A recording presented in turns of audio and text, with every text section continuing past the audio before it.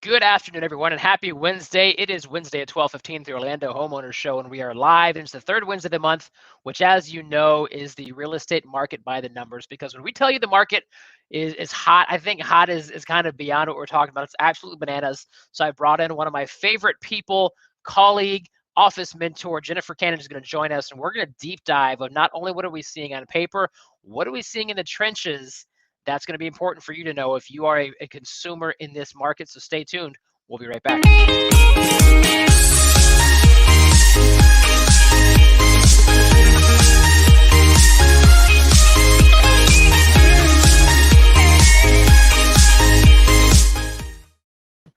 Jennifer Cannon, we're live. Hello, Rick Bosley. How are you today? How are you? I'm great. Good. So, hey, we are live on YouTube and Facebook. We might have a couple people comment in. We can choose to answer those or just ignore them if we want to. I'm just kidding. If they're relevant and good conversations, we're going.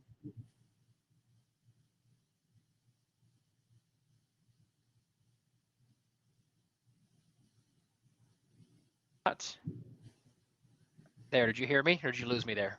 We lost you there for a minute. Yeah. So when my phone kicks over, my Bluetooth switches over, I'm now on airplane mode. So we are good to go. No more interruptions there. As I was saying, if people do comment in, we have some live people, and we're going to discuss what the heck is happening in this market. You've been licensed. Give us a quick background of your history of why you're a relevant co-host here today. Well, I've been licensed since 2000.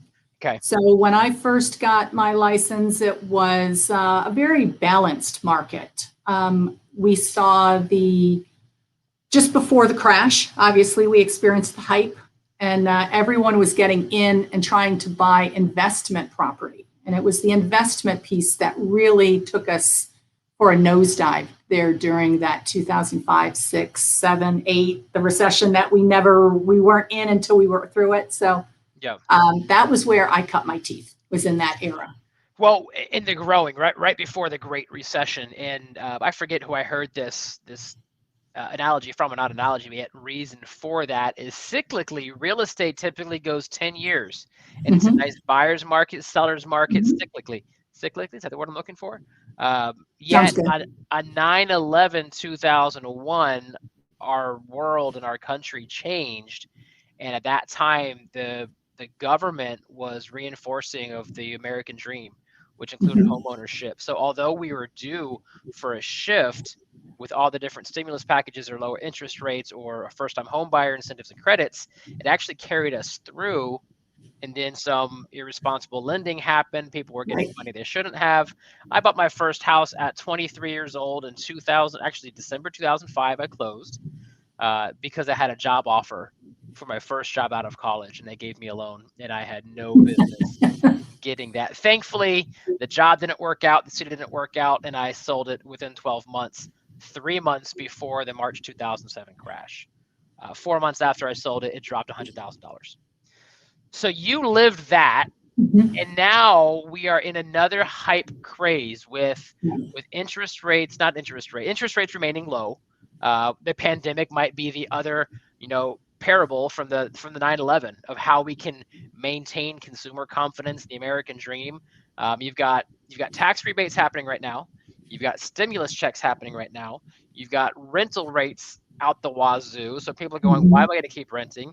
You have investors that are seeing people are paying outrageous numbers for beautiful turnkey homes. Therefore, the flipping market is going crazy. And Jen, what are you specifically seeing? Give me some real life examples of some things that still make you go, that you've been seeing or working with your consumers and your clients. Well, currently what we're seeing is more owner occupied. We're seeing a lot of folks coming in from out of state because our governor, and this is not a political statement, our governor is very open and wants us to have a good economy. And we're seeing a lot of folks coming in from other states that maybe don't have the liberties that we do right now. So when you're selling a home, maybe New York, New Jersey, New Hampshire, Connecticut areas, and those homes are closing and they're bringing down $400,000, $500,000, $600,000, $700,000 in equity.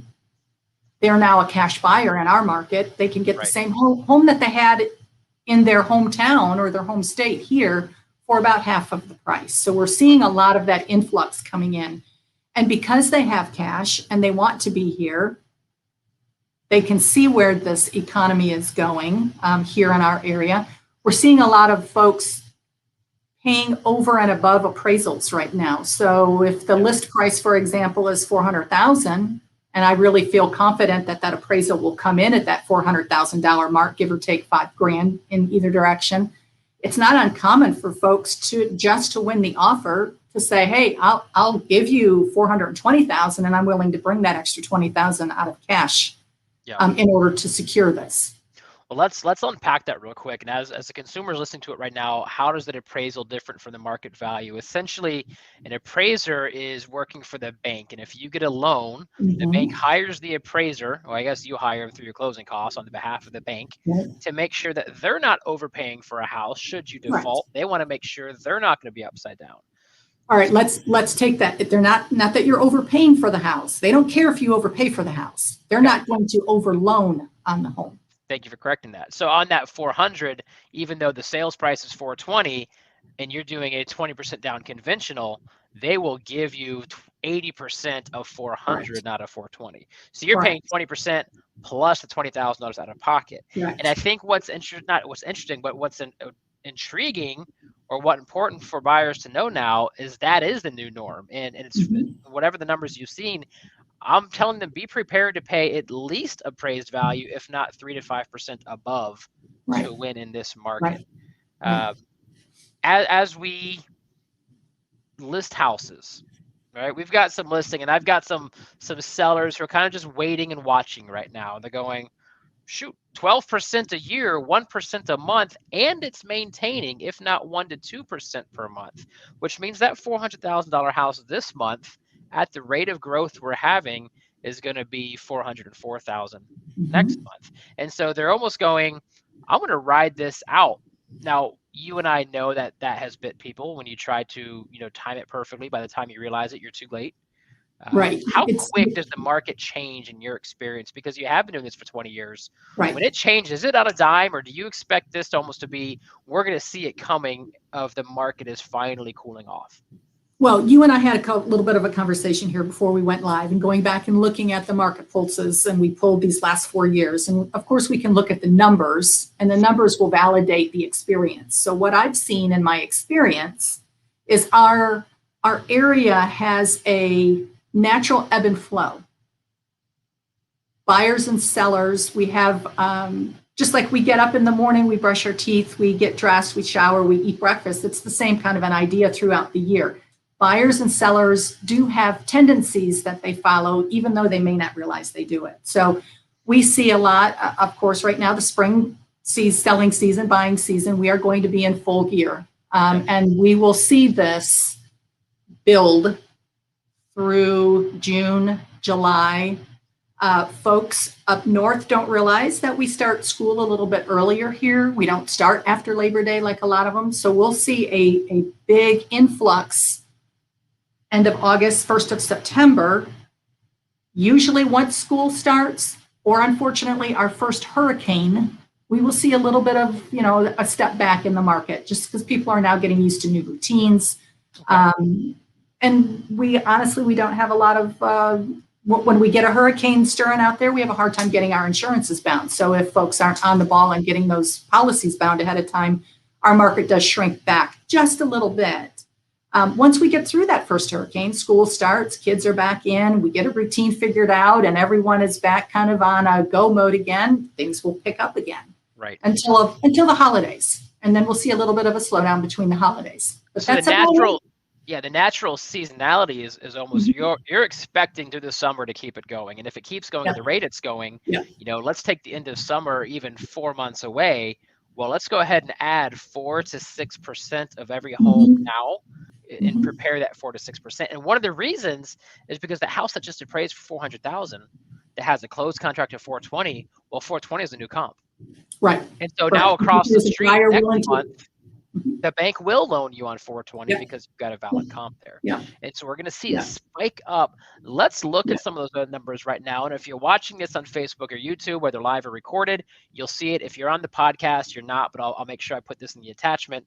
And these are just some numbers that we're looking. I'm going to take you and I off. You can still hear us just so we can keep this zoomed up. Let's look at more specifically. Here we are in March 2021. We'll just do a real recap. The average interest rate we're at 3.5, which is still historically cheap. Yes, it feels expensive compared to what we've seen in the twos.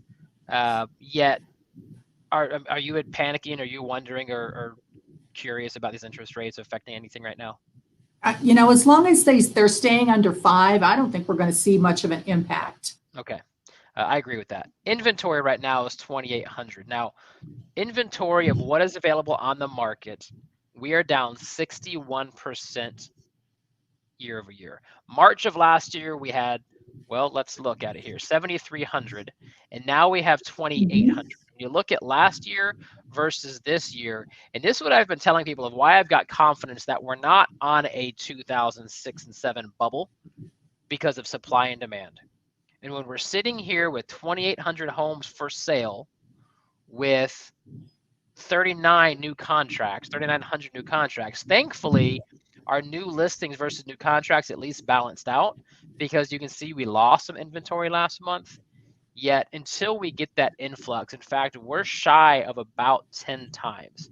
To get to a balanced market, Jennifer, we need about 30,000 homes for sale at the rate in which people are buying. Is there anything that you foresee that's going to give us, at least in the next 1 to 3 years, that influx of inventory to cool this market down out of a seller's market? The builders just haven't been able to keep up. So I don't see that we're going to get out of this trend anytime soon. The only thing that might give us a little bit of a relief is now that we're seeing more folks vaccinated, they're going to be more willing to allow people in their homes. So maybe some of our senior citizens, will be making those moves. Maybe they will go ahead and now downsize into a smaller home and open up some of that inventory for other families that maybe are now needing to upsize. Yeah. So, I think COVID's kind of kept everybody with their doors shut and protected, which as they should. So I think now that we're getting a little bit more vaccinated and folks are feeling a little bit better about the situation, I think we're going to see some more homes coming on the market. So we're wondering, is this low inventory a result of the pandemic with people going, I don't want to do anything until the pandemic's done? Because my objection in my head with that is there are more people buying of the 25 to 35-year-olds, first-time home buyers, taking up inventory as opposed to people. Because even when you sell Mr. and Mrs. Empty Nester, you're still taking inventory. So you're just swapping inventory just for price points. Correct. The problem is people aren't leaving Orlando from California to New York to millennials. It's getting there, which is why I am confident. I am happy to pay someone top dollar today for a home, and then in 12 months later, have a nice 12% growth on that home. And the nice thing is, if we take that $400,000 mark still, even as an investment, it only costs me $100,000 to get that because I'm leveraging the money, right? And so now $100,000 in, my equity of 12% growth on 4,000 is going to be 48,000. That's 48% year over year that I can have in equity. Now, yes, you have holding costs and closing costs, other things that come with that.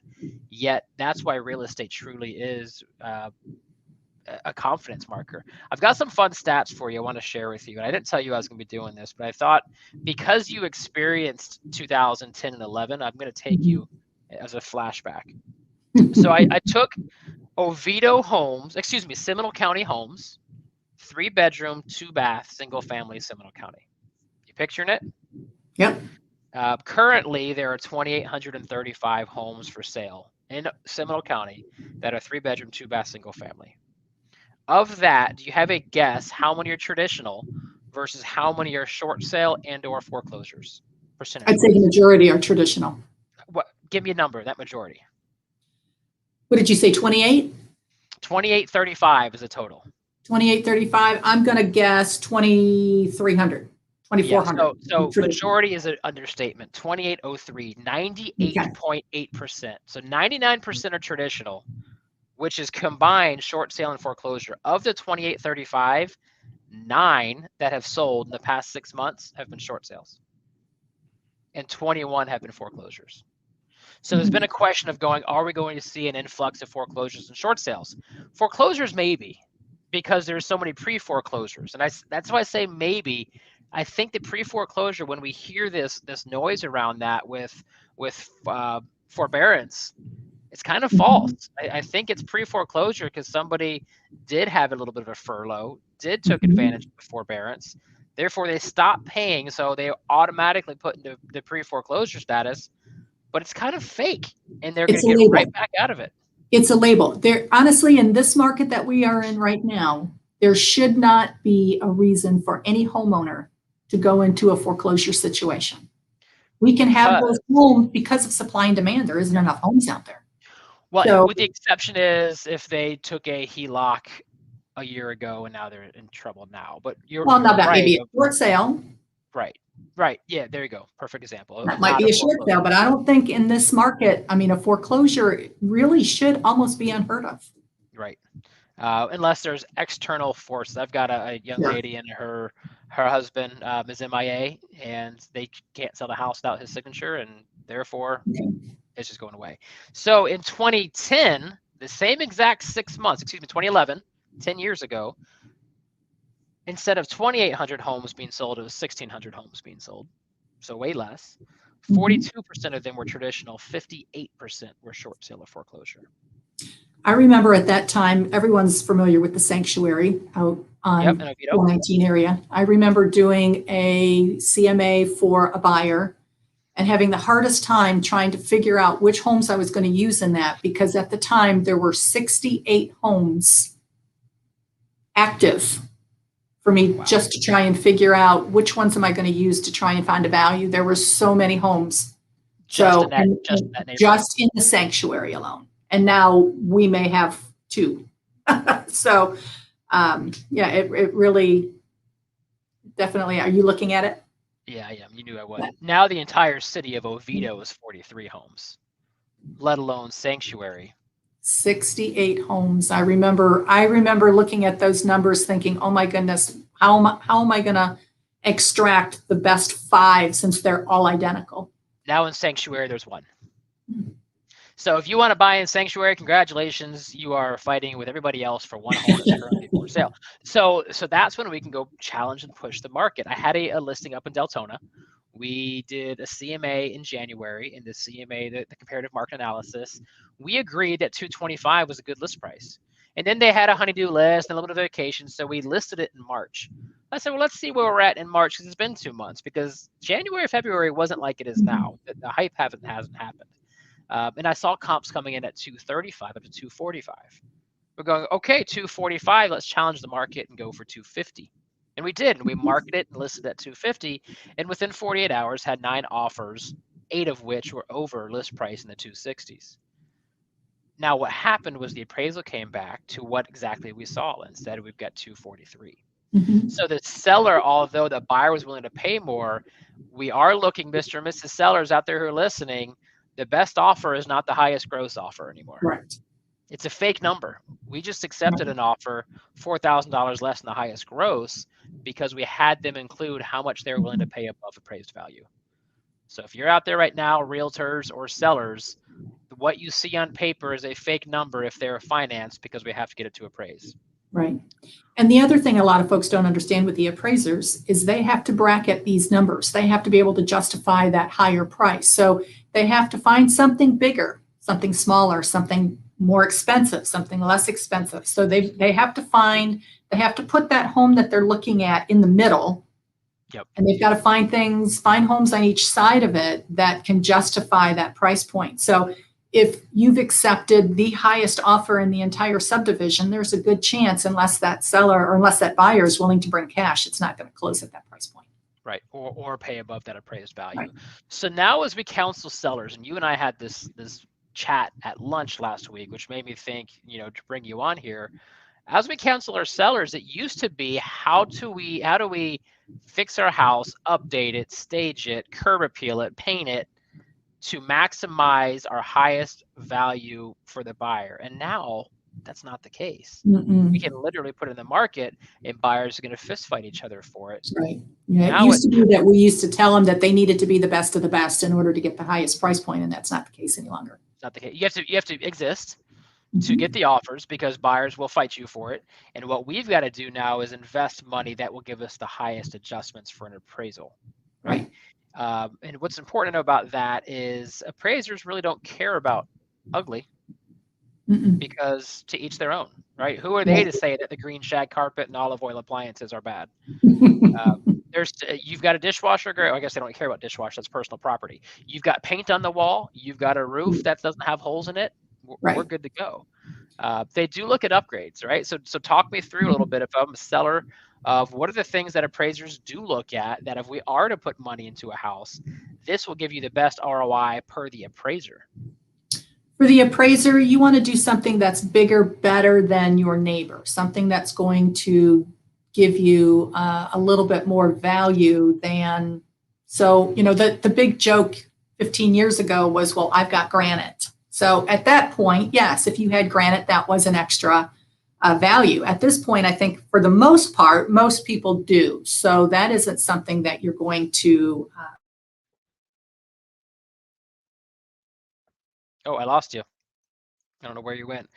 She was saying with the granite, and that all kind of depends on what are the comps. If all of your comps have granite, then your granite is just the same. I will say, talking to an appraiser, they're going to look at updates. When's the last time the kitchen was updated, the bathroom was updated? What kind of floors do you have on there? What does your backyard look like in terms of outdoor kitchens or screening lanais? What type of pool? Vinyl pool versus concrete pool versus, it's not all the same. I hope she can come back and join us. I'm going to remove her and see if this helps. Nope, she is just offline. Well, that's a bummer. I'm gonna wait for her to come back. In the meantime, we do have some more stats here that I think are really interesting and compelling. And this is the sales closed. Now we have 4,200 sales closed. And let's scroll up. This is March 2021 of homes sold and 29, 27, 36. This I'm going in reverse order. In the past 2 years, the next closest to what we just saw from homes sold was in October of 3,600. So let's take that back even 2 more years. 2 years ago it was 3,100, not 42. We've increased by 25%. Keep going up. I still don't see anything in the 4,000s. This is as far back as the data we have with these reports, but in the 4 years, we have not sold as many homes as we sold last month in the past 4 years. The next closest was 3,800. We are 400 above that. We are 10% above that. Homes are selling at a rapid rate. People are paying an abundance rate. Inventory maintains low, which means buyers who intend to buy are still going to keep buying, and the market's not slowing. And so for people that are saying, I'm going to hold off and buy and wait for the bubble, I would love to know what information you have that says the bubble's coming, because everything we see says there's no bubble. This is a demand. This is a short. This is an influx of people moving to our city. This is an influx of first-time home buyers who are taking up inventory in the city. This is a shortage of building, and everything I've been seeing. Here we go. Look, Jen saved the day. There she is. She came back in. Hi, Jen. Well, I was just sharing Jennifer. 4,200 homes sold is the most. Oh, she's gone again. This is live, folks. Welcome to live. 4,200 homes sold. So I share that because I am talking to buyers, I am talking to sellers, I am talking to realtors. Part of our value proposition to a realtor is to position our clients to be experts and to net the most amount of money as a seller and to get the house they want for the least amount of money as a buyer. And Uncle Larry, I think I need the actual puppet named Uncle Larry because he's the guy in your ear that thinks you can negotiate and lowball. And I'm not gonna say it's never gonna be there, but you need to be prepared to go in with your best foot forward. I've got buyers.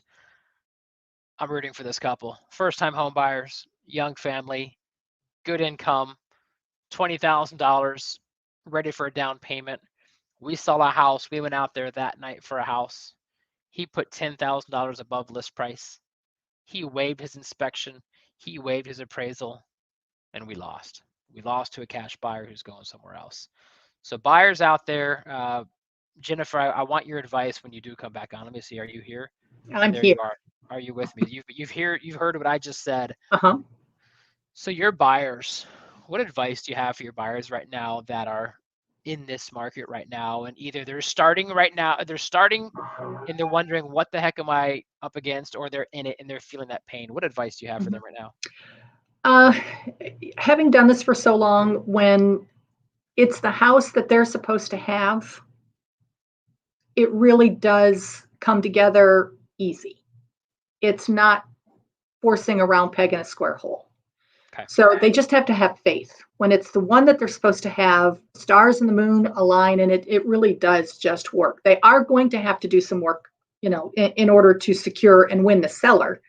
Like you said, they are going to need to probably go up over list price. Some of the things that I'm seeing being a mentor in the office, that is some tricks for winning the offer, is buyers are buying their own home warranties and offering the seller coverage during the list time. So, which is a win-win. If there's anything that comes back on that inspection report, then the seller can have those fixed under the insurance. I'm seeing that. I'm seeing buyer paid seller closing costs, which is an absolute first for me in this market. I haven't seen that before, and I'm starting to see that. We're starting to see which is a just lot a of clever way to pay above appraised value, right? You're just paying above what the bank will right, offer. Yeah. right. Paying the title fees, paying for some of those extra things. Yep. Other thing is have partners. Home warranty. I used on a Fiora from 210 Home Buyers Warranty. Have them ready to go so you can move it quick. Have your insurance broker able to give you a quote quick so you can move fast. Have an inspection team that can get out there within 3 days so you can do a 3-day inspection and have it already scheduled when you submit the offer. 10-day inspections are kind of a thing of the old and yesteryear. Right. I mean, 5 to 7 days now. Kind of long now, right? Right. And so, the buyer I was talking about, he is a home inspector. So I told him, when we view property, if it's a contender, we are doing our home inspection. Why review the property? We're going to divide and conquer so we can waive inspection, which is going to position them that much higher up because that's what it's going to take to win. Right. What do you say when you have that buyer who is not conventional in their FHA or VA? Is it VA is a really tough. VA is a tough, and it's too bad that we can't honor our veterans for serving the country. But it's a tough loan product to get a seller in this market right now to accept. Yeah. FHA isn't as bad, but of course we all know there's a hierarchy. Cash is king, and then conventional FHA and VA. So, if you can set yourself up and move yourself up that ladder, you'll have a better chance of actually securing one of those. So my advice would be keep your reserves, build up your reserves, because even if you're FHA or you're a 5% or 3% conventional, you'll need to bring cash out of the table, either paying above list price, above appraisal, or getting one that's going to need that rehab and need some work once you move in. So you're going to close and then pour money into it. So be prepared to have a surplus of cash.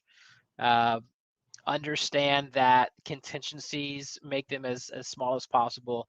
The highest and best is no longer the highest and best. It's the best terms, not whoever can put the most gross on page one on the right side. So advice to sellers right now, Jen.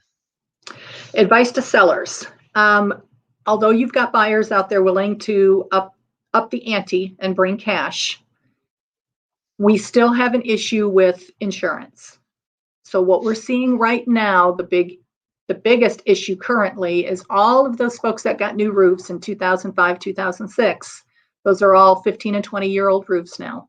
Yep. We're having problems getting insurance on some of the older roofs where buyers are being asked for 4-point inspections. And so some of those main systems in the home, if they are not new or newer, even though you've got a buyer that's willing to pay up, you've got the appraisal done, you've passed inspections, that insurance policy is really our last big hazard in the transaction. So instead of doing the upfront, changing out carpets, painting, doing those things, I'm having them really look at their systems. When's the last time you've had your air conditioner serviced and make sure the differentials are correct? How old is that water heater? Because now they're not really accepting anything past 15 years old. That's right. So let's put our money in some of those in those places instead of making it pretty.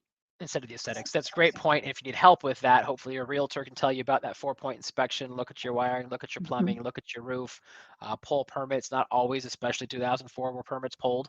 So go get a roofer out there and get a lifespan up there.